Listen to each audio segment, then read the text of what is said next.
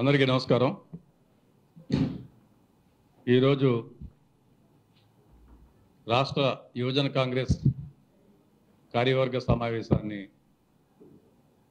రాష్ట్ర యువజన కాంగ్రెస్ అధ్యక్షులు రామారావు గారు నిర్వహిస్తున్నారు. అఖిల భారత కాంగ్రెస్ కమిటీ జాతీయ స్థాయిలో యువజన కాంగ్రెస్ వ్యవహారాల ఇన్ఛార్జిగా ఉన్నటువంటి కృష్ణ అల్వర్ గారు రావడం జరిగింది. ఆంధ్రప్రదేశ్ వ్యవహారాలని చూస్తున్నటువంటి రక్షా రామయ్య గారు,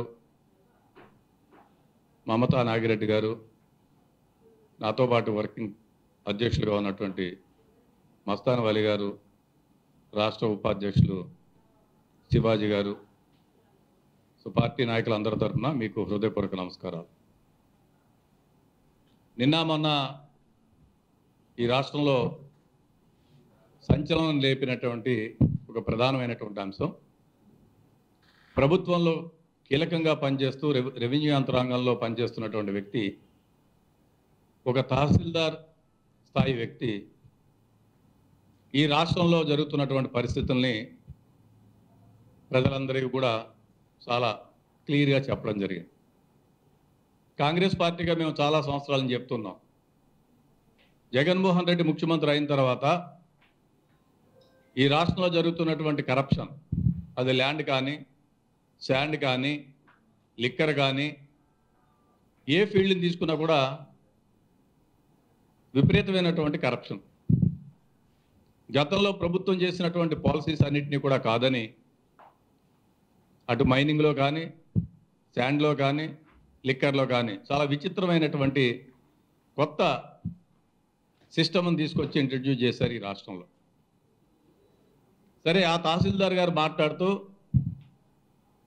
మంత్రులు వచ్చినప్పుడు కానీ, పెద్ద పెద్ద అధికారులు వచ్చినప్పుడు కానీ సమావేశాలు నిర్వహించడం కోసం మేము చేసేటువంటి పని తప్పనిసరిగా మా జీతభత్యాలు సరిపోవు కాబట్టి కరప్షన్ చేయవలసి వస్తుంది అని చెప్పాడు, విచ్ ఇస్ ఎ ఫ్యాక్ట్. ప్రభుత్వం దగ్గర నిధులు లేమితోటి మంత్రులు వచ్చినా మంత్రి గారి యొక్క అరేంజ్మెంట్స్, గెస్ట్ హౌస్ ఖర్చులు, ఎమ్మెల్యే గారు తిరిగితే ఎమ్మెల్యే గారి ఖర్చులు, వాళ్ళ మెయింటెనెన్స్, ముఖ్యమంత్రి గారు వస్తే టార్గెట్లు పెట్టి జనాన్ని మొబిలైజేషన్లు, మీటింగ్ సక్సెస్, ఇవన్నీ చేయాలనేటువంటి బాధ్యతని ప్రధానంగా రెవెన్యూ యంత్రాంగానికి అప్పచెప్పారు. దిక్కు లేనటువంటి పరిస్థితుల్లో వాళ్ళందరూ కూడా జీతాల మీద బతికేటువంటి ఉద్యోగస్తులు కాబట్టి కరప్షన్ అనేటువంటి తప్పనిసరిగా వస్తుందని ఆయన ఆన్ రికార్డ్ చెప్పారు. సరే, ప్రభుత్వ పరంగా ఆయన మీద చర్యలు తీసుకున్నారు. కానీ కాంగ్రెస్ పార్టీగా మేము ప్రశ్నించేది ఒకటే, ఈ రాష్ట్ర ముఖ్యమంత్రిని వ్యవస్థని సరిదిద్దడానికి ప్రయత్నం చేయాలి. ఒక వ్యక్తి మాట్లాడినంత మాత్రాన, ఆ వ్యక్తిలో మీరు సస్పెండ్ చేసినంత మాత్రాన వ్యవస్థ అంతా మార్పు వస్తుందని భావించడం చాలా హాస్యాస్పదం.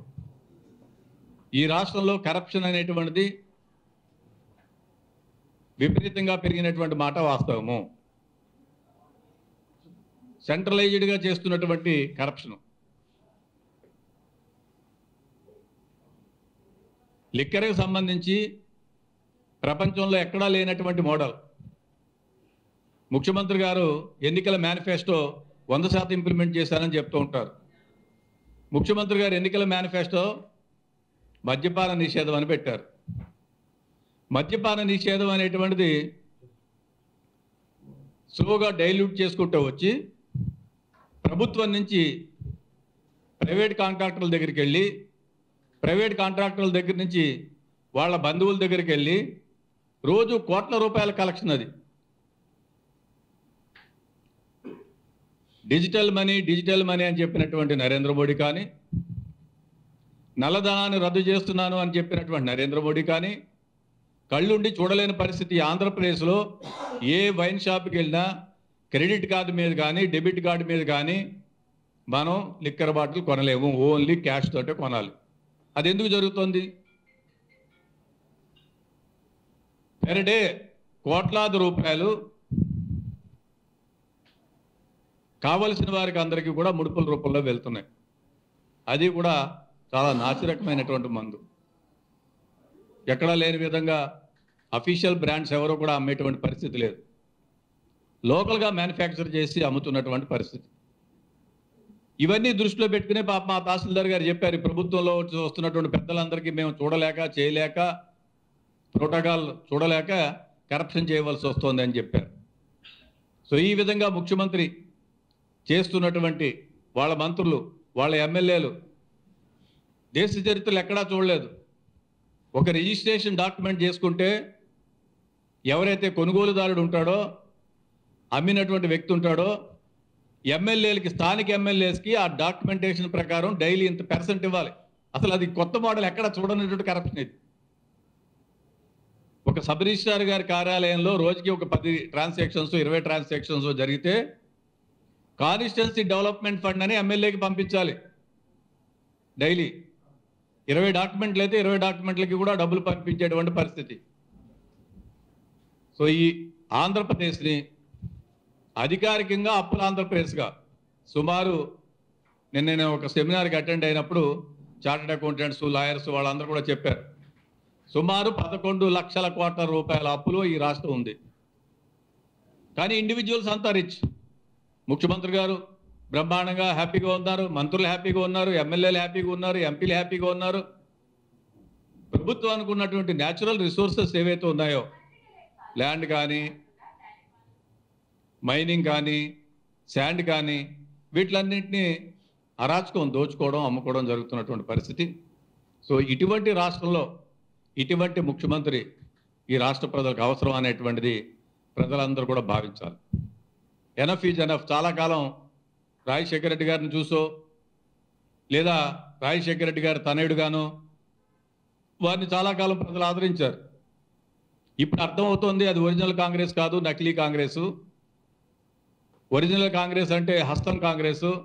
సో వచ్చేటువంటి ఎన్నికల్లో ప్రజలందరికీ కూడా విజ్ఞప్తి చేస్తున్నాము, హస్తం గుర్తున్నటువంటి కాంగ్రెస్ పార్టీ ఒరిజినల్ కాంగ్రెస్, గాంధీ నెహ్రూ కుటుంబానికి చెందినటువంటి కాంగ్రెస్. కాబట్టి విజ్ఞులైనటువంటి ప్రజలందరూ కూడా ఈ రాష్ట్రంలో ఉన్నటువంటి నిరంకుశ పాలన, ఈ రాష్ట్రంలో ఉన్నటువంటి కరప్షన్ పాలనని తొలగించాలంటే జగన్మోహన్ రెడ్డి గారిని ఓడించాలని చెప్పి మేమందరం కూడా విజ్ఞప్తి చేస్తున్నాం. సో ఈరోజు ప్రధానంగా యూత్ కాంగ్రెస్ సంబంధించినటువంటి చాలా కీలకమైనటువంటి మీటింగు. దానికి సంబంధించినటువంటి అంశాలన్నీ కూడా రాష్ట్ర యువజన కాంగ్రెస్ అధ్యక్షులు మాట్లాడతారు.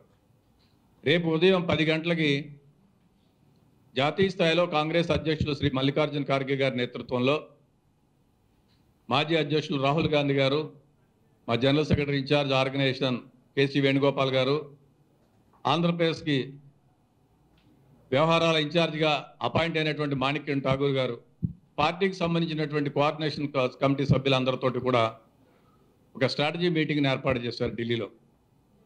పార్టీ తీసుకోవాల్సినటువంటి రూట్ మ్యాప్, వచ్చేటువంటి శాసనసభ పార్లమెంట్ ఎన్నికలను దృష్టిలో పెట్టుకుని ఆంధ్రప్రదేశ్లో పార్టీని సంస్థాగతంగా బలోపేతం చేయడం, ప్రధానమైనటువంటి ఎజెండా అంశాలు, పాజిటివ్ ప్లాన్కు, మేనిఫెస్టోకు సంబంధించినటువంటి అంశాలు, ఈ రాష్ట్రంలో సంస్థాగతంగా పార్టీని బలోపేతం చేసుకోవడంతో పాటు ఎన్నికల క్షేత్రంలో కాంగ్రెస్ పార్టీ ఏ విధంగా మరి ముందుకు వెళ్ళాలనేటువంటి విషయాలన్నిటి మీద కూడా మరి వారు చర్చించడం జరుగుతుంది. ఆంధ్రప్రదేశ్ నుంచి ఉన్నటువంటి సిడబ్ల్యూసీ సభ్యులు, former PCC presidents, working presidents, all India Congress కమిటీలో ఉన్నటువంటి సెక్రటరీ, లేదా మొన్న ఏ విధంగా అయితే ఇక్కడ మనం కోఆర్డినేషన్ కమిటీ మీటింగ్ చేసుకున్నామో వారందరినీ కూడా పిలవడం జరిగింది. సో రేపు ఉదయం 10 గంటలకు ఏఐసిసి హెడ్ క్వార్టర్స్లో 24 అక్బర్ రోడ్లో దాని మీద మీటింగ్ ఉంటుంది. దాని తర్వాత సంబంధిత విషయాలు ఏదైనా ఉంటే మళ్ళీ నేను మాట్లాడడం జరుగుతుంది.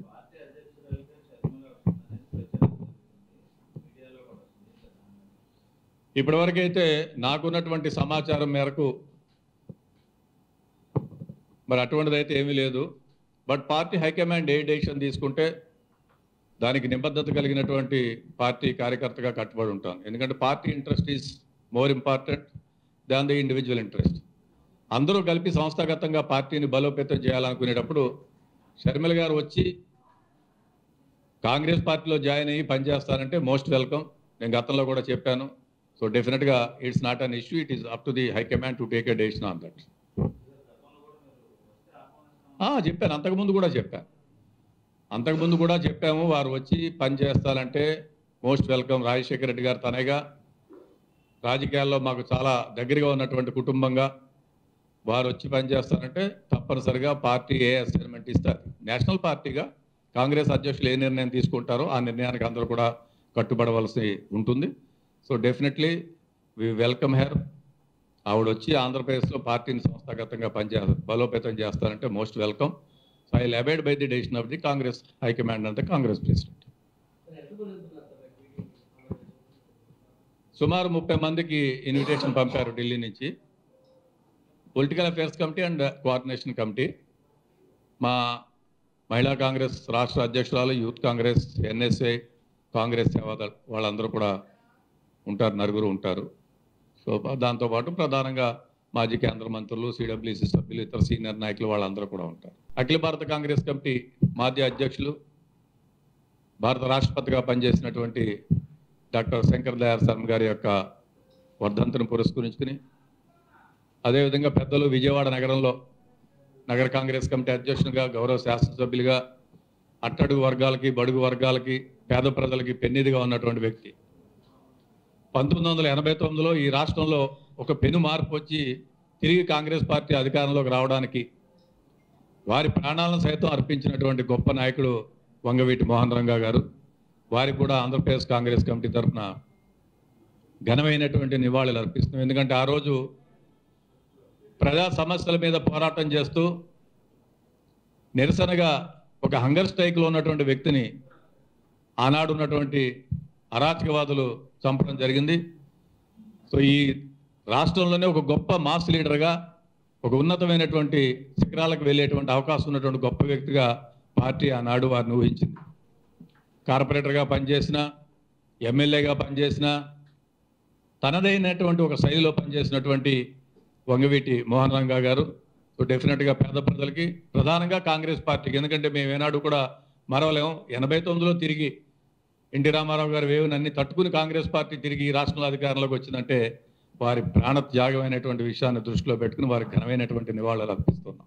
ఇప్పుడు రాష్ట్ర యువజన కాంగ్రెస్ అధ్యక్షులు మాట్లాడతారు. ఇన్ఛార్జ్ కృష్ణాల్వేర్ గారు, పిసిసి అధ్యక్షులు రుద్రరాజు గారు, రక్షారామయ్య గారు, మమతా నాగిరెడ్డి గారు, మస్తాన్ వల్లి గారు, ఏదైతే రాష్ట్ర యువజన Congress all India youth Congress తీసుకున్నటువంటి ఫార్ములాని తెలంగాణ, కర్ణాటక రాష్ట్రాల్లోని సక్సెస్ఫుల్ ఫార్ములాగా తీసుకున్నారు.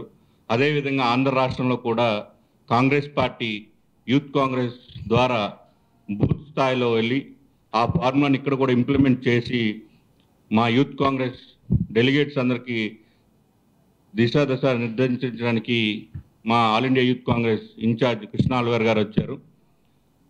ఈరోజు కార్యవర్గ సమావేశంలో దీనిపైన చర్చించి రానున్న రోజుల్లో ఏదైతే 2024 ఎలక్షన్స్కి వెళ్తామో యూత్ కాంగ్రెస్ ఆధ్వర్యంలో ఆ ఫార్ములాని, అలాగే పిసిసి ఆధ్వర్యంలో తీసుకున్నటువంటి ఏవైతే స్కీమ్స్ ఉన్నాయో అవన్నీ కూడా దాన్ని బూత్ స్థాయిలో తీసుకెళ్లడానికి యువజన కాంగ్రెస్ కార్యకర్తలందరూ కూడా కృషి చేస్తామని తెలియజేసుకుంటూ, మరి మా all India youth Congress incharge Shri Krishna Allavaru గారు మాట్లాడుతారు. మరిన్ని వీడియోస్ కోసం ఛానల్ ని సబ్స్క్రైబ్ చేయండి, లేటెస్ట్ అప్డేట్స్ కోసం వాట్సాప్ ఛానల్ ని ఫాలో చేయండి అండ్ లింక్ డిస్క్రిప్షన్ లో ఉంది.